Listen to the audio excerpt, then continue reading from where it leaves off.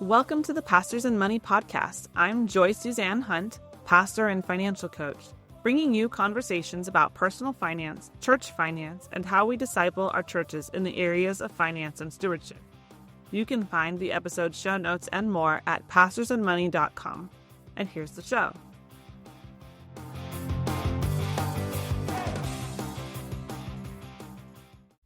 Hello there, I'm Joy Suzanne Hunt, and welcome to episode number 16 of the Pastors and Money podcast.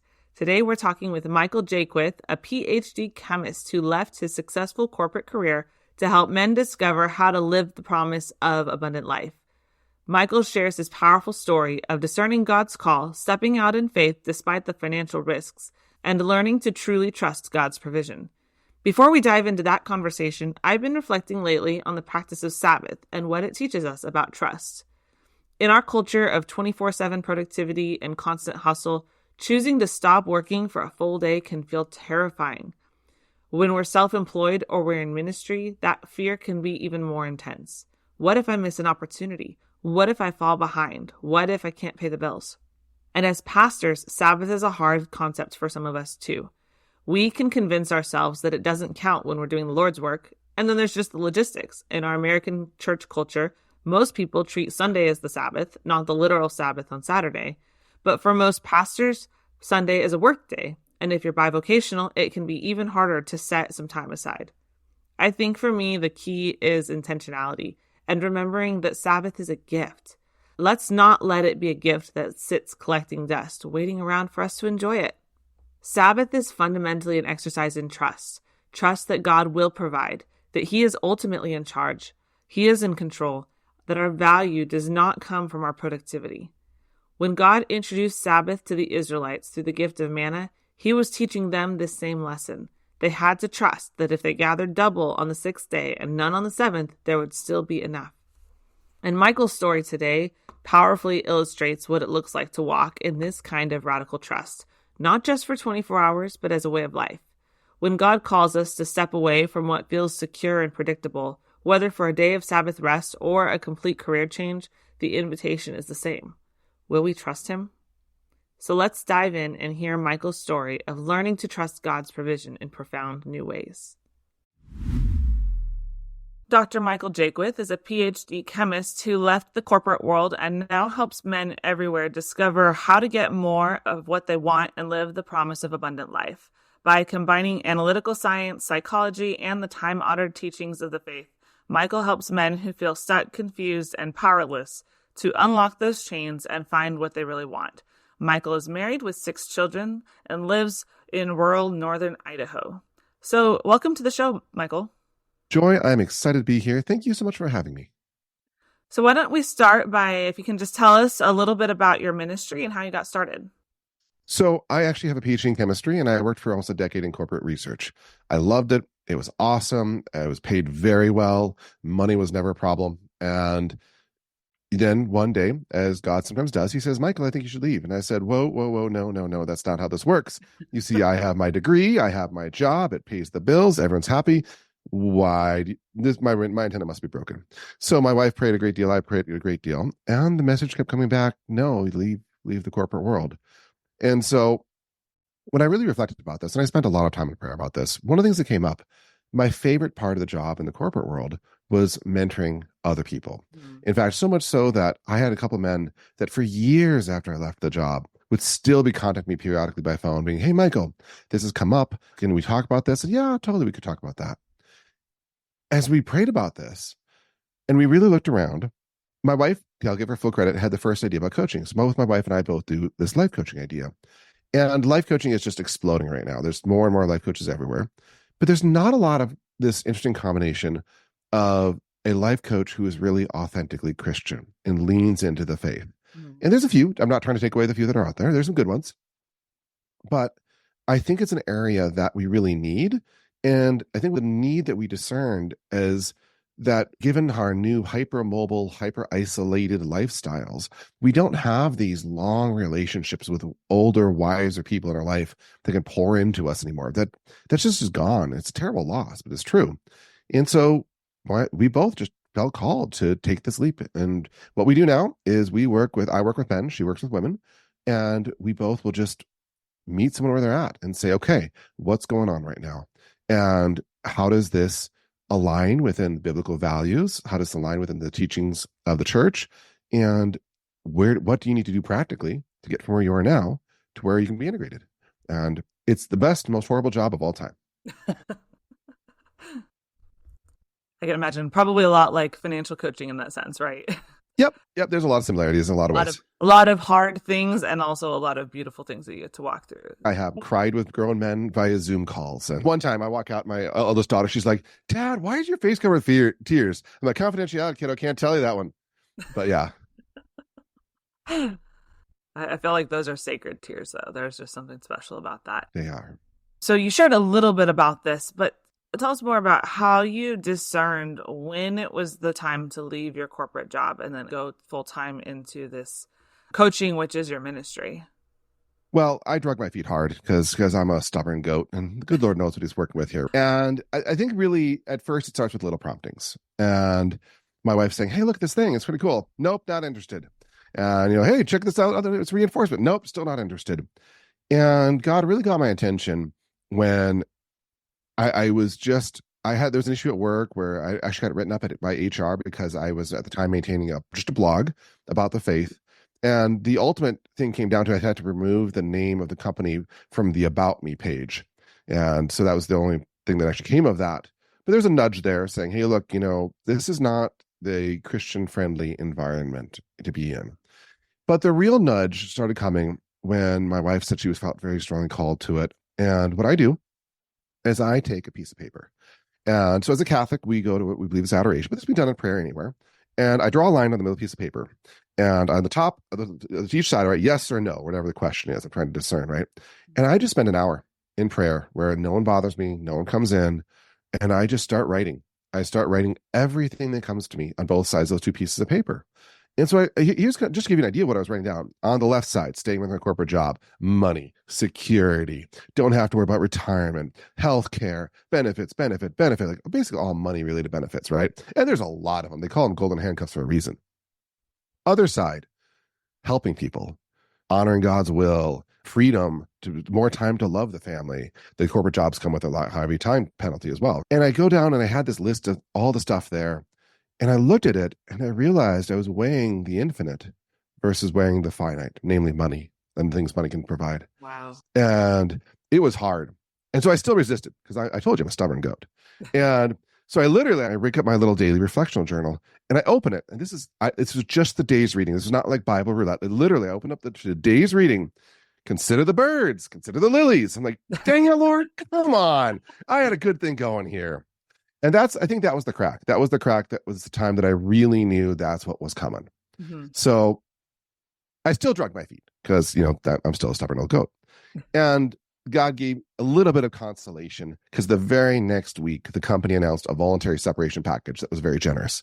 And I'm like, all right, fine. And I said yes. And we were off to the races.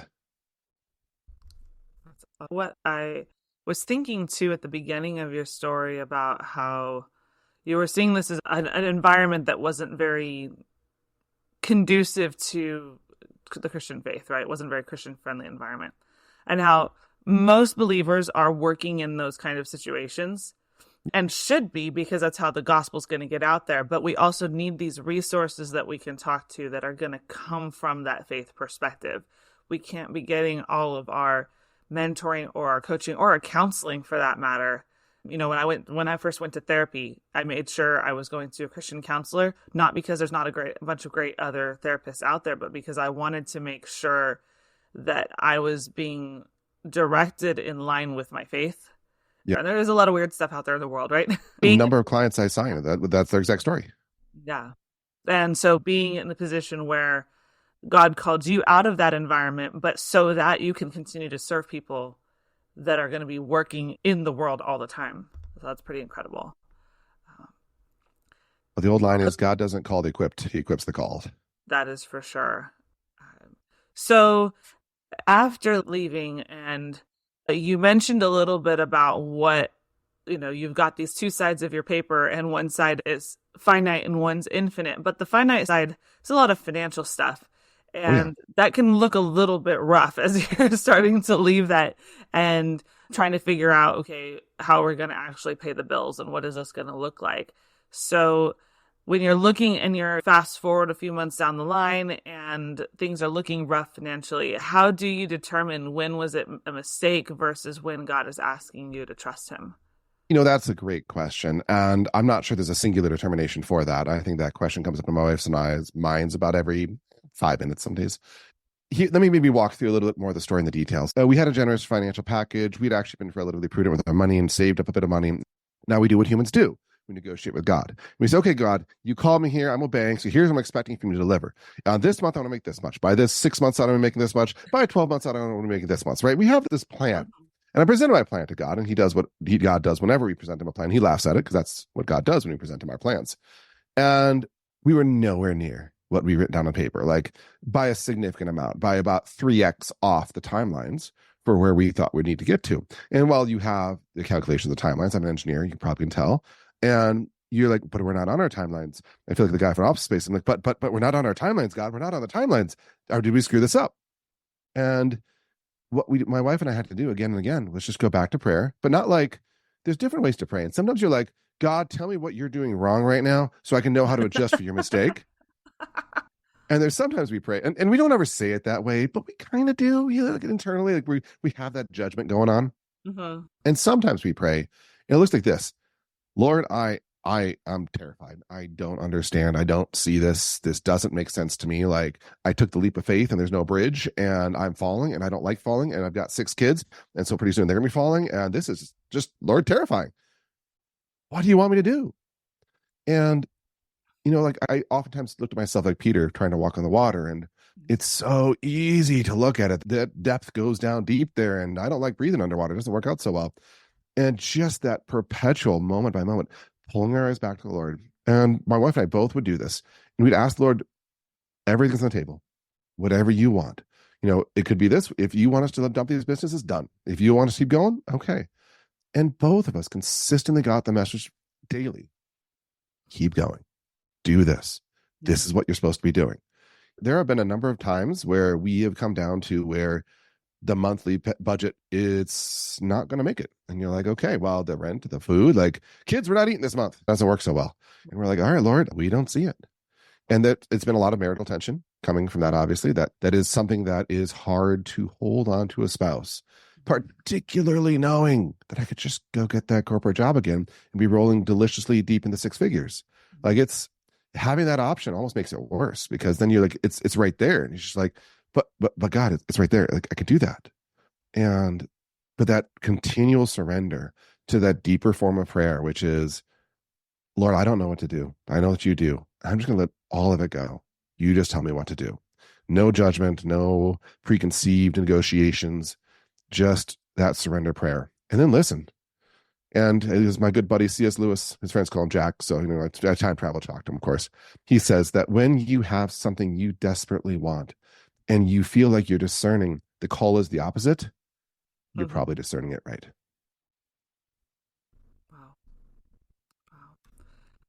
I can imagine too that having your spouse walking through the same thing with you, that yes, there's a challenge with that, but there's also I'm having a discouraged day, and the other spouse can be kind of your cheerleader and wait, no, this is what God called us to do. We're still walking in obedience here, right? My wife and I have commented that it seems to be that we can never both be up at the same time. Not never, it's rare. Mm-hmm. And it'll be like, I'm feeling great, feeling energized. But yesterday you were up. I know, now I'm down. And it's that funny little back and forth tension there that exists. But I also don't know how we would do this if we weren't united in the faith. It's so critical. Both of us are adult converts.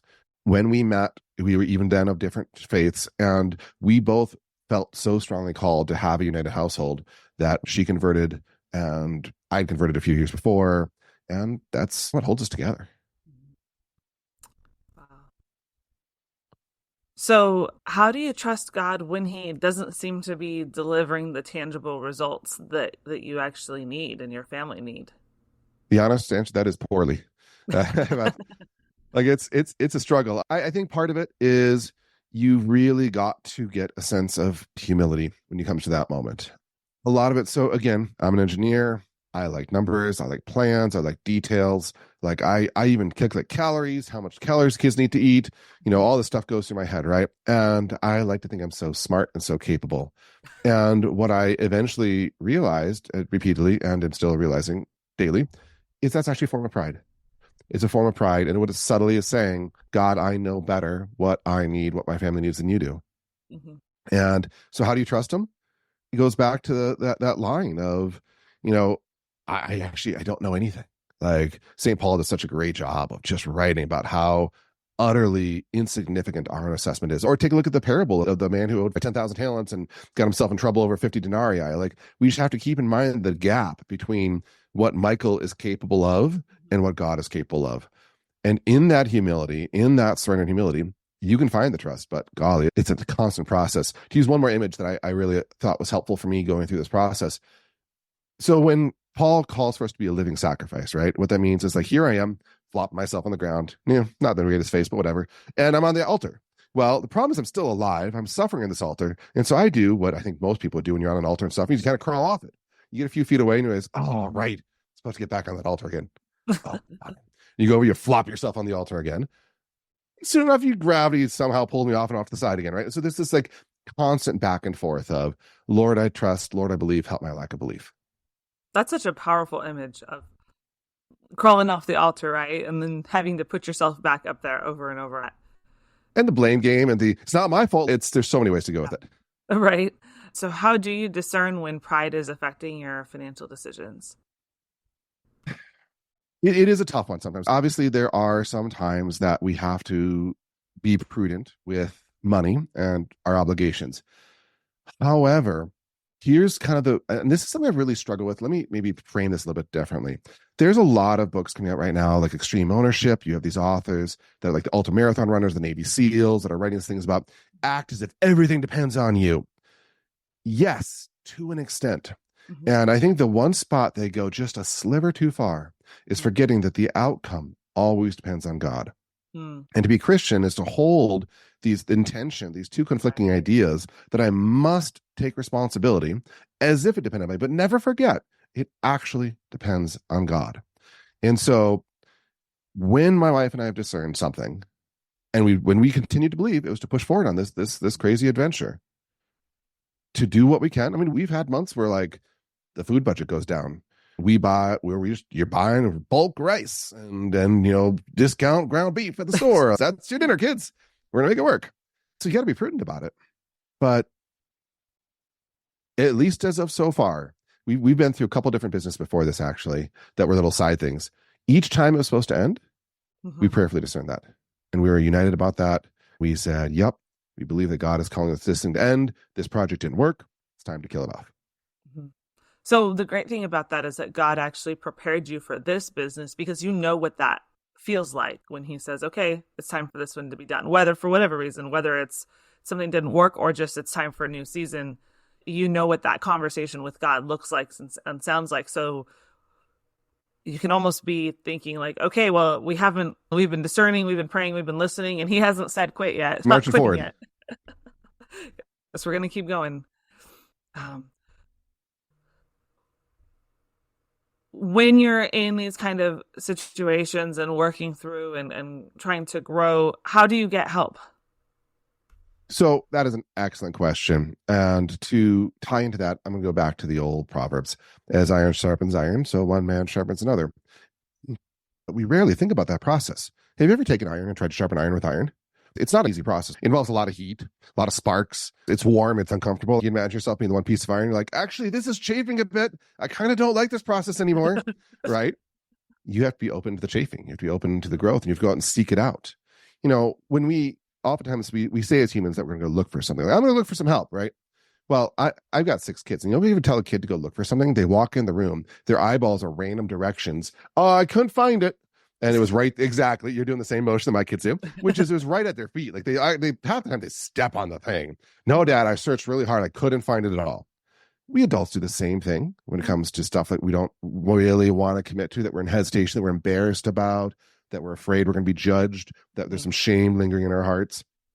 Like all that lives in there as adults too. And so we walk around the parish, eyes on the ceiling, like, nope, don't see anyone here can help me. Guess I'll have to keep looking. Sorry, God, I tried. But there's a humility that says the person that God may have planned to help me may not be the person that I want to help me. It may be somebody that I might be embarrassed to accept help from. Maybe it's my father-in-law that I need to talk to. And he and I have always kind of, clashed a little bit. And I kind of don't like him because he's kind of a jerk face. I sympathize being a jerk face myself, how painful jerk faces are to live with. And maybe it's your pastor or another pastor that, you guys have been contentious and you're like, I don't like that dude. He kind of thinks differently than I do. And whoever it is, but to look for it instead, here's a different way to look. I'm a hunter. It's elk season right now. And so a few days ago, I was out through the woods. And as you're walking through the woods with a bow, you are looking for elk. You're like, every sense is attuned. Like, ooh, I heard a snap. Ooh, I have a smell. You actually can smell elk. It's a true fact. They're very stinky. And you're like very attuned and searching for that. And just every pore of your body is trying to detect where could that animal be. And I'll challenge someone who's looking for help. Which way are you looking? Are you doing the kid look where you step on it? Or are you doing the hunter in the woods where you are determined to find it if it's at all possible? And then if you need the help and if you're looking for it the right way, I believe God puts it there. Mm-hmm. You see this even in secular wisdom. There's the old Chinese proverb, when the student is ready, the teacher will appear. Mm-hmm. And that's just baptized again to say like God provides what you need. Right. Yeah. Well, and as you were saying that, I was thinking about Michael Hyatt says, and he probably got it from somebody, but he repeats it all the time. If you can't fail if you don't quit. Right. And sometimes the process of looking for help, where again, like that kid, or like my dad looking for the ketchup in the fridge. Thank you. I have no idea what you're talking about. Honey, we're all out, right? If we're hunting, we're not going to give up until we find what we're looking for. Right.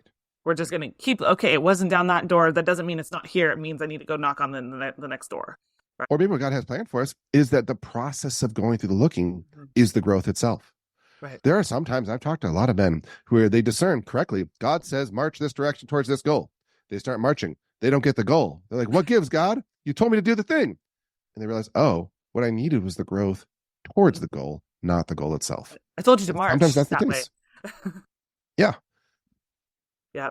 I remember a season when I was looking for a mentor, and I was kind of frustrated that there was somebody that I thought was supposed to be that person for me, and reached out to them. They didn't really have time to respond or anything. So I never even approached that particular question with them because we never got that far in the conversation because they couldn't get on the calendar. And I was, it was kind of frustrating and looking around and, like, God, I need people in my life. What do you want me to do? And then 6 months later, I realized the person that I need to be meeting with and and here we are all these years later, right? And still meeting with that person. And if person number one had said yes, it wouldn't have been the resource that I need today. It wouldn't have been the right relationship. There was somebody else that God had picked out for that role for me if I was just willing to keep searching a little bit more and wait for the right fit. So I had a conversation with my oldest daughter. She's in her teenage years now, a while ago, that is so incredibly pertinent to this. It's almost funny. And there's something she wanted to occur in our family. And I said to her, kiddo, that's not your responsibility. You aren't in charge of that. Your parents will decide it and take care of it corporately. And she's like, but it has to be done this way. We did blah, blah, blah. Very, very animated, right? And I'm obviously obscuring the details of the particular. And I said, kiddo, it's not your job. You have an authority structure. It's our job. It's not your job. She says, I don't care who does it, as long as it gets done this way. And I was laughing at that. And how often have I said that to God? Where I'm like, I don't care who gets this thing done, but you just have to get it done the way that I want it to get done.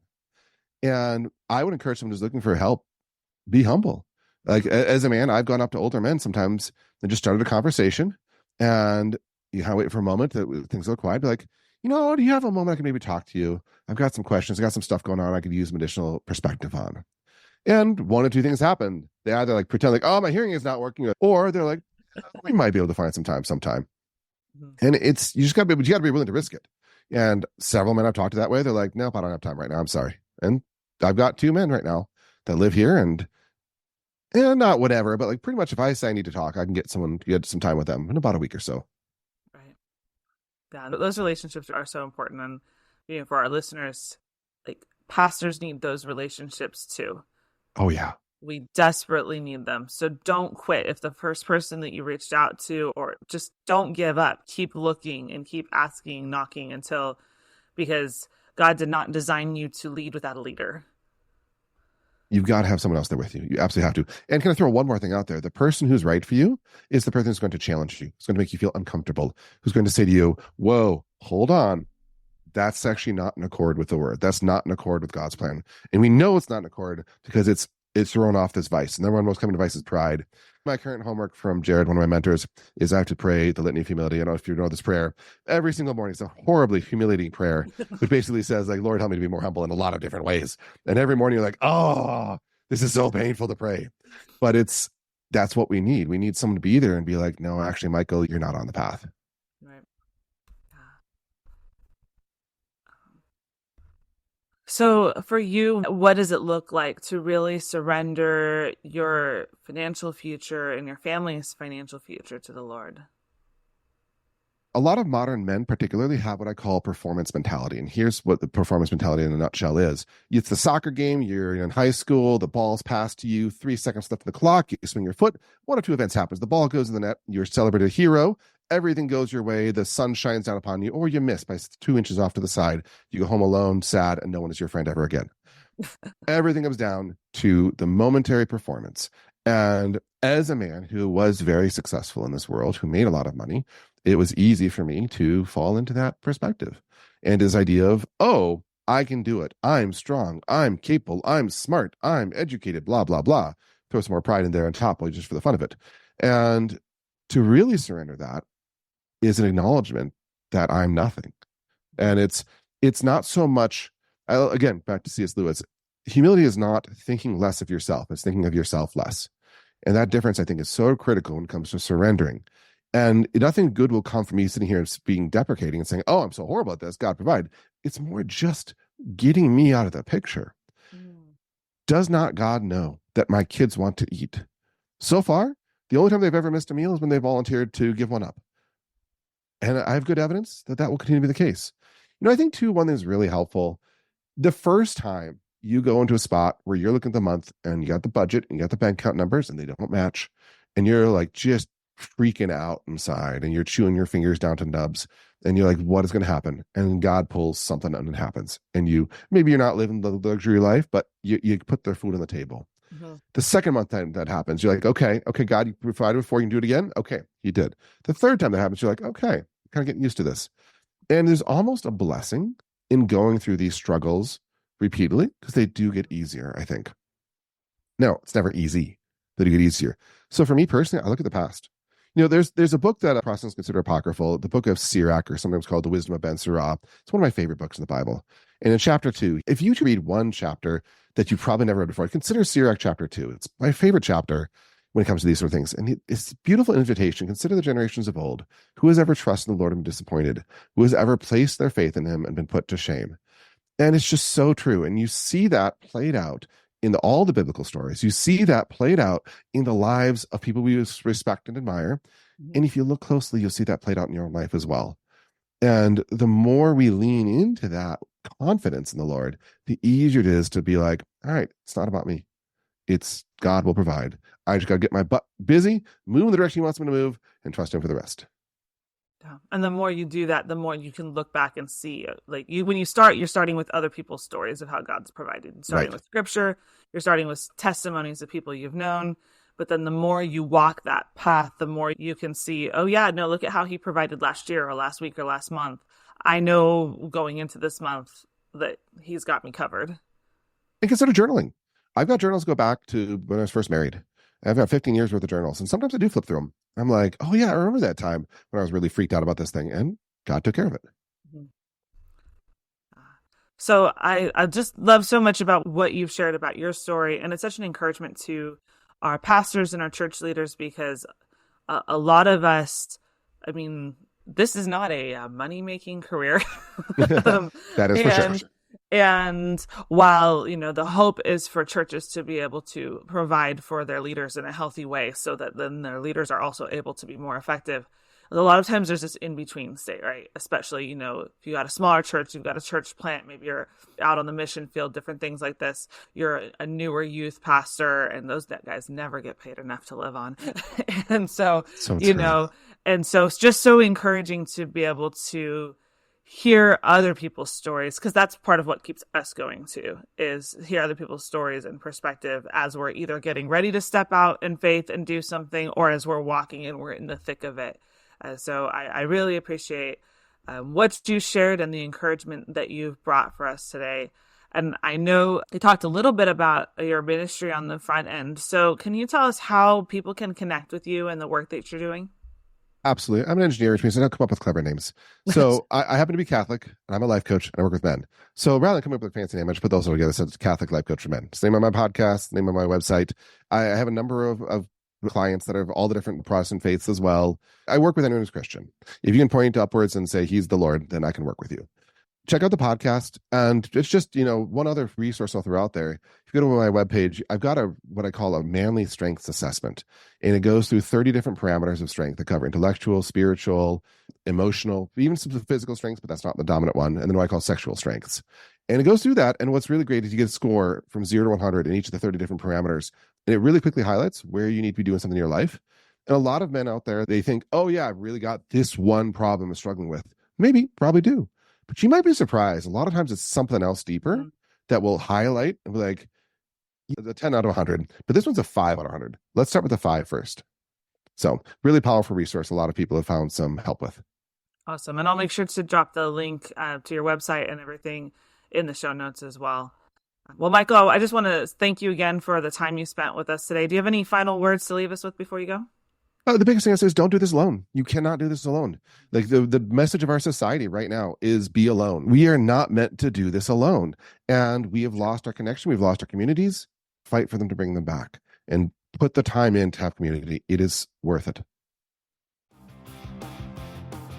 Thank you for listening to today's show. I'd love to know what you think about it.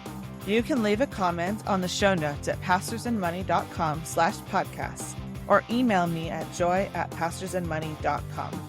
If you enjoyed the show, please subscribe, share, and leave a review. This helps us to get the word out and invite more people into these conversations. If you'd like to connect, you can find me on Instagram or Facebook at Pastors and Money. I can't wait to talk again soon.